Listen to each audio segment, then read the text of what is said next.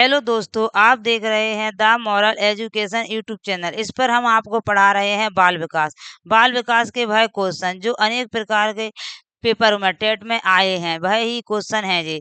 20वीं शताब्दी को बालक की शताब्दी कहा जाता है। यह परिभाषा किसने दी? यह परिभाषा मर्रे ने दी, एडलर ने दी, क्रो ने दी या जेबी वॉटसन ने दी? यह भाषा किसने दी? यह किसने कहा कि 20वीं शताब्दी को, जो 20वीं शताब्दी है, इस शताब्दी को बालक की शताब्दी कहा जाता है?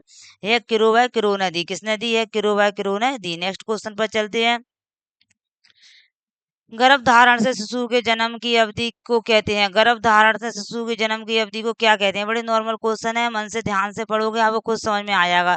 वयस्कता कहते हैं, किशोर अवस्था कहते हैं, प्रसव से पूर्व काल, शैशव, शिशु अवस्था कहते हैं। तो इसका आंसर क्या है? सी सही है, प्रसव से पूर्व काल। जो प्रसव से पूर्व काल होता है, जब बच्चा गर्भ में होता है, उसे जन्म गर्भ धारण कहते हैं। और जब बच्चा बाहर निकल जाता है तो प्रसव हो जाता है मैडम, किसी भी माँ का, तो बच्चा बाहर निकल जाता है।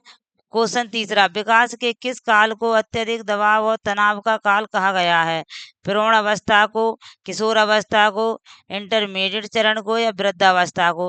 तो क्या कहा है? किस काल को अत्यधिक दबाव का कारण, जिसमें बच्चों पर बहुत ज्यादा दबाव रहता है, बहुत टेंशन रहती है, उन्हें कुछ करने की, उन्हें कुछ बनने की, उन्हें कुछ चुनने की। जब छोटे होते हैं तो माँ बाप पर जिम्मेदारी दे देते हैं, माँ बाप जो कहते हैं उतना ही कर देते हैं, और खुद पर जिम्मेदारियां आ जाती हैं। वो कब आती हैं? किशोर अवस्था में। कब आती है? किशोर अवस्था में। इसका आंसर बी है। नेक्स्ट क्वेश्चन पर चलते हैं। विकास का सिरा पदाभिमुख दिशा सिद्धांत व्याख्या करता है कि विकास इस प्रकार आगे बढ़ता है। विकास किस प्रकार आगे बढ़ता है? गरीबी ग्रामीण से शहरी क्षेत्र की ओर, जो ग्रामीण से शहर में चले जाते हैं वो विकास है। भिन्न से एकीकृत कार्यों की ओर, सिर से पैर की ओर, सामान्य से विशिष्ट की ओर। तो बच्चों में किस प्रकार कहा है? सिर पदामुख। सिर पदामुख का मतलब है, यही क्वेश्चन में ही आंसर मिल रहा है, सिर पद। सिर का मतलब, सिरा का मतलब सिर, और पद का मतलब पांव। तो बच्चे का सिर से पैर की ओर, कहाँ से? सिर से पैर की ओर बच्चे का विकास होता है। कहाँ से होता है? सिर से पैर की ओर विकास होता है बच्चे का। इसी को मस्तकाधोमुखी भी कहा जाता है। कभी मस्तकाधोमुखी भी आ जाता है, सिर जे आया है।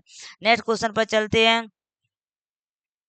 क्या बच्चे इसलिए भाषा अर्जित करते हैं क्योंकि उनमें आनुवांशिक रूप से ऐसा करने का पूर्व प्रवृत्ति होती है, या उनके माता पिता प्रारंभिक अवस्था से ही उन्हें गहन रूप से सिखाते हैं? यह प्रश्न आवश्यक रूप से दर्शाता है। यह प्रश्न क्या दर्शाता है? क्या विकास एक सतत प्रक्रिया है या एक असतत प्रक्रिया है? भाषा के विकास का संज्ञान प्रभाव है। भाषा के विकास का संज्ञान प्रभाव है। नेक्स्ट क्वेश्चन पर चलते हैं। प्रकृति और पोषण पर बहस है, या प्रकृति पोषण पर बहस है, या बहुकारक योग्यताओं के रूप में विकास पर चर्चा है? इसका आंसर क्या सही है? इसका आंसर है सी। क्या सही है? सी। सी इसका आंसर सही है। सी क्यों सही है? प्राकृतिक और पोषण पर बहस है। ये बच्चों में प्राकृतिक और पोषण पर बहस है कि कुछ अनुवांशिकता के गुण होते हैं, और कुछ बच्चा जहाँ रह रहा है, रहन सहन, वातावरण का प्रभाव पड़ता है, कैसे वातावरण में रह रहा है, इससे बच्चा का विकास होता है। कुछ आनुवांशिक से और कुछ उसकी वातावरण से। निम्नलिखित में से कौन से समाजीकरण के गौण भाग हो सकते हैं? निम्नलिखित में से कौन समाजीकरण के गौण भाग हो सकते हैं? परिवार और आस पड़ोस, विद्यालय और निकटतम परिवार के सदस्य, विद्यालय और आस पड़ोस, परिवार और रिश्तेदार। इसका आंसर क्या सही है? ये कौन सी, ए या बी या सी? इसका आंसर क्या सही है? इसका आंसर है अपना, क्या सही है इसका आंसर? इसका आंसर सही है बी। क्या बी? बी में क्या सही है? विद्यालय और निकटतम परिवार के सदस्य। जो विद्यालय और निकटतम परिवार के सदस्य का मतलब है माँ बाप, दादा दादी, जो निकटतम है, जो साथ में रह रहे हैं बच्चे के। और विद्यालय जाता है तो उसके टीचर। इन दो लोगों से बच्चा क्या करता है? समाजीकरण सीखता है, मिलना जुलना सीखता है। नेक्स्ट क्वेश्चन पर चलते हैं।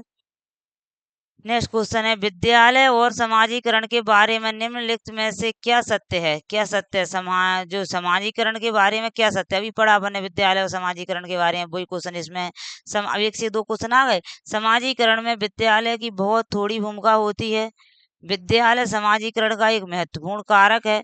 विद्यालय समाजीकरण का पहला मुख्य कारक है। समाजीकरण में विद्यालय की कोई भूमिका नहीं है। ये तो गलत ही हो जाएगा, कोई भूमिका नहीं है, कुछ तो होगी भाई, कुछ तो बताओ, कुछ तो होगा। बच्चा जाता है तो उसकी कुछ सामाजिक भावी अपन को, बच्चे को सीखने को कुछ मिलता है। इसका आंसर बी सही है। विद्यालय समाजीकरण का एक महत्वपूर्ण कारक है।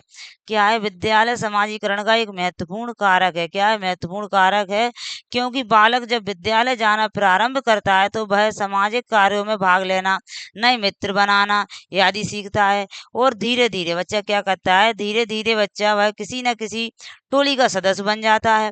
बालक में अनेक सामाजिक गुणों का विकास होता है। कहाँ से? विद्यालय से। विद्यालय से भी होता है और घर से भी होता है, अपने माँ बाप से, दादा दादी से भी बच्चा सीखता है। हिट वाला क्वेश्चन है, पियाजे के अनुसार विकास की प्रथम अवस्था जन्म से 2 वर्ष तक में बच्चा अधिक उपयुक्त प्रकार से जिसके द्वारा सीखता है, जिसके द्वारा सीखता है वह क्या कहलाती है? इंद्रियों के प्रयोग द्वारा, मूर्त चिंतन द्वारा, अमूर्त चिंतन द्वारा, भाषा के नए सीखे शब्दों के द्वारा।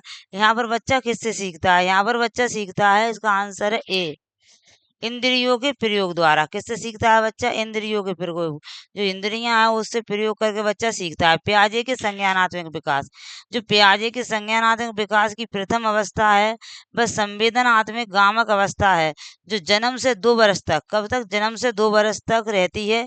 इस अवस्था में बालक अपनी इंद्रियों का प्रयोग कर वस्तुओं को पहचानता है तथा अन्य बातों को सीखता है।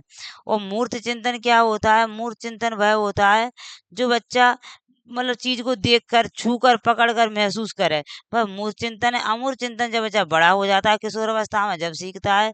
अमूल चिंतन वह, जैसे बच्चे को कहते माना कि वहाँ एक्स लगाओ, वाई लगाओ, ये समझ जाता नहीं, छोटा बच्चा क्या जाने एक्स वाई क्या होता है, ये अमूल चिंतन हो जाता है। भाषा के नए सीखे शब्दों के बोध के द्वारा, भाषा के नए शब्दों के बोध के द्वारा, ये भी हो सकता है, मगर इसका प्रयोग क्या है? इंद्रियों के प्रयोग द्वारा। क्या? इंद्रियों के, भाषा के नए सीखो बोध द्वारा नहीं। जब बच्चा छोटा होता है, कहाँ की बात चल रही है? 2 वर्ष तक की, जब इंद्रियों के प्रयोग द्वारा सीखता है, ना कि भाषा के द्वारा सीखता है। नेक्स्ट क्वेश्चन पर चलते हैं अपन। और ना कि बच्चा उससे सीखता है, अमूर्त अमूर्त से, इसलिए इसका आंसर क्या हो जाएगा? सही। इसका अपना आंसर सी, इस आंसर सही हो जाएगा इसका। ये आया पियाजे के संज्ञानात्मक विकास के द्वारा। अब 9 क्वेश्चन पर चलते हैं।